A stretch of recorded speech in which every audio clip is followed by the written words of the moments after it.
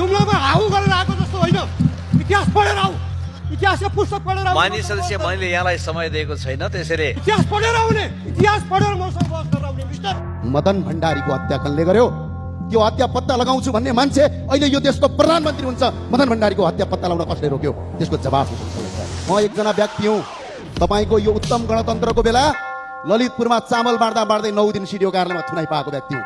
र आज पनि अहिले पनि भर्खरै रापरवाका विद्यार्थी युवा नेता निराजन बमलाई तपाईँहरूले चितवनबाट अरेस्ट गरिराख्नु भएको छ। यो तपाईँहरूको लोकतन्त्र हो। लमजुङका शिक्षक मुक्तिनाथ अधिकारीका हत्याराहरू आज यही संसदमा सांसद भएर हिँडिरहेका छन्। यसको जवाब चाहिन्छ कि चाहिँदैन? यो हो व्यवस्था। निर्मला पन्तको बलात्कारपछि हत्या भयो। तपाईँहरूका कति गृहमन्त्री फेरिए, कति प्रधानमन्त्री फेरिए, कति पटक बल्ल पछि सरकारमा गयो गणतन्त्रवादीहरू। एकजना निर्मलाको हत्यालाई अहिलेसम्म पत्ता लगाउन सकेका छौ?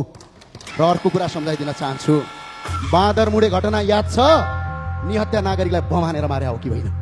खुल्ला मञ्चमा उभिएर 5000 मान्छे मैले मारेको हुँ भन्ने व्यक्ति यो देशको प्रधानमन्त्री बन्न पाउने व्यवस्था हो। भारतको दिल्लीमा लुकेर नेपालमा निहत्या मान्छेहरूको मार्नुपर्छ भनेर अगाडि बढ्ने व्यक्ति यो देशको सांसद मन्त्री बन्न पाउने व्यवस्था यो उत्तम हो? के अहिलेको प्रधानमन्त्री जनताले चुनेको हो? के अहिलेको राष्ट्रपति जनताले चुनेको हो?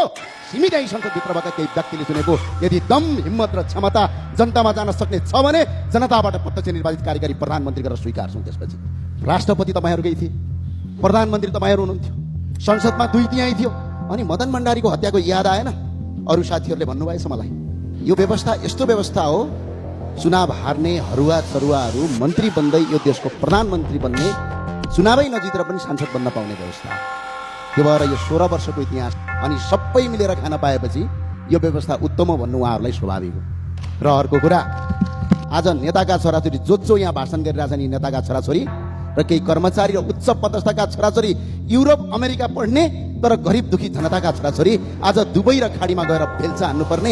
1 वर्षमा होइन, यो 16 वर्षमा 14,000 भन्दा बढी युवाहरू रातो बाकसमा लास भएर फिर्ता हुने, त्यो बनाउनका लागि यो व्यवस्था यिनीहरूलाई अझै चाहिएको छ।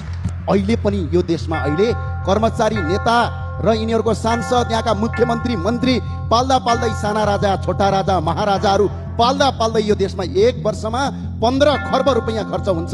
त्यो जोगाउनका लागि यो व्यवस्था यिनीहरूलाई चाहिएको छ।